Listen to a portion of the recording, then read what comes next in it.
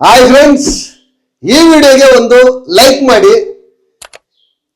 ಈ ಎಲಿಮಿನೇಷನ್ ಅನ್ನೋದು ಫೇರಾ ಇಲ್ಲ ಅನ್ಫೇರ್ ಅನ್ನೋದು ನೀವೇ ಈ ವಿಡಿಯೋ ಕೆಳಗಡೆ ಕಾಮೆಂಟ್ ಮಾಡಿ. ಗುರು, ನಾನು ಈ ವೀಕ್ ಸ್ಟಾರ್ಟಿಂಗ್ ಅಲ್ಲೇ ಹೇಳ್ತಾ ಇದ್ದೆ, ಈ ವಾರ ಒಂದು ಶಾಕಿಂಗ್ ಎಲಿಮಿನೇಷನ್ ಗ್ಯಾರಂಟಿ ಅಂತ. ಎಕ್ಸ್ಪೆಕ್ಟೆಡ್ ಟು ಅನ್ಎಕ್ಸ್ಪೆಕ್ಟೆಡ್ ಎಲಿಮಿನೇಷನ್ ಆಗಿದೆ. ವಿಡಿಯೋ ಮಾಡ್ತಾ ಇರೋದು ಲೇಟ್ ಆಗಿದೆ, ಬಟ್ ಆದ್ರೂ ಕನ್ಫರ್ಮ್ ಮಾಡ್ಕೊಂಡು ಕ್ಲಾರಿಟಿ ಮಾಡ್ಕೊಂಡು ವಿಡಿಯೋ ಮಾಡೋಣ ಅಂತ ಲೇಟ್ ಮಾಡಿದೆ ಅಷ್ಟೇ. ಬಟ್ ಎಲಿಮಿನೇಷನ್ ಆಗಿದೆ. ಶಿಶಿರ್ ಅವರು ಈ ವಾರ ಬಿಗ್ ಬಾಸ್ ಮನೆಯಿಂದ ಆಚೆ ಬಂದಿದ್ದಾರೆ. ಹೌದು, ಬರ್ತ್ಡೇ ಬಾಯ್, ನನ್ನ ಬರ್ತ್ಡೇ ದಿನನೇ ಆಚೆ ಬಂದಿದ್ದಾರೆ ಅಂತ ಹೇಳಿದ್ರೆ ತಪ್ಪಾಗೋದಿಲ್ಲ. ಗುರು, ಬಿಗ್ ಬಾಸ್ ಅನ್ನೋದು ನಿಜವಾಗ್ಲೂ ಪ್ಯೂರ್ಲಿ ವೋಟಿಂಗ್ ಪ್ರಕಾರ ಎಲಿಮಿನೇಷನ್ ಆಗ್ತಾ ಇಲ್ಲ ಗುರು ಇತ್ತೀಚಿನ ದಿನಗಳಲ್ಲಿ. ಯಾಕೆ ಅಂತಂದ್ರೆ ಅವ್ರಿಗೆ ಜಸ್ಟ್ ಬಿಸ್ನೆಸ್ ಅಷ್ಟೇ, ಫುಲ್ TRP ಪರವಾಗಿ ನೋಡ್ತಾರಷ್ಟೇ. TRPಗೆ ಯಾರು ಉಪಯೋಗ ಆಗ್ತಾರೋ ಅವ್ರನ್ನ ಇಟ್ಕೊಂತಾರೆ.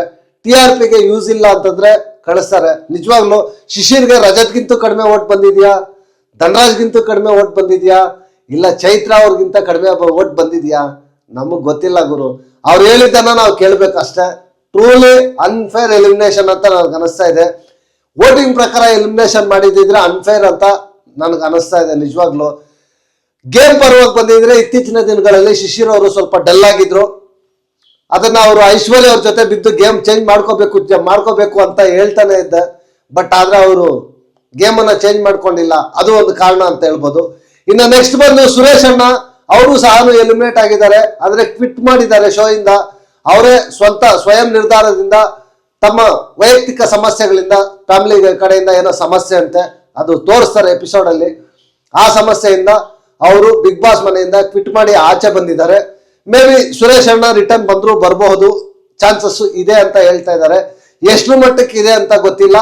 ಒಟ್ಟಿನಲ್ಲಿ ಈ ವಾರ ಬಿಗ್ ಬಾಸ್ ಮನೆಯಲ್ಲಿ ಡಬಲ್ ಎಲಿಮಿನೇಷನ್ ಆಗಿದೆ. ಸುರೇಶ್ ಅಣ್ಣ ಮತ್ತು ನಮ್ಮ ಶಿಶಿರ್ ಅಣ್ಣ ಅವರು ಇಬ್ರು ಎಲಿಮಿನೇಟ್ ಆಗಿ ಆಚೆ ಬಂದಿದ್ದಾರೆ. ಇದ್ರ ಬಗ್ಗೆ ನಿಮ್ಮ ಅಭಿಪ್ರಾಯ ಏನು ಅಂತ ಈ ವಿಡಿಯೋ ಕೆಳಗಡೆ ಕಾಮೆಂಟ್ ಮಾಡಿ ಅಂತ ಹೇಳ್ತಾ ಈ ವಿಡಿಯೋ ಮುಗಿಸ್ತಾ ಇದ್ದೀನಿ. ನೆಕ್ಸ್ಟ್ ವಿಡಿಯೋದಲ್ಲಿ ಸಿಗೋಣ. ಅಂಟಿಲ್ ಟೇಕ್ ಕೇರ್, ಬಾಯ್ ಬಾಯ್, ನಮಸ್ತೆ ಗುರು.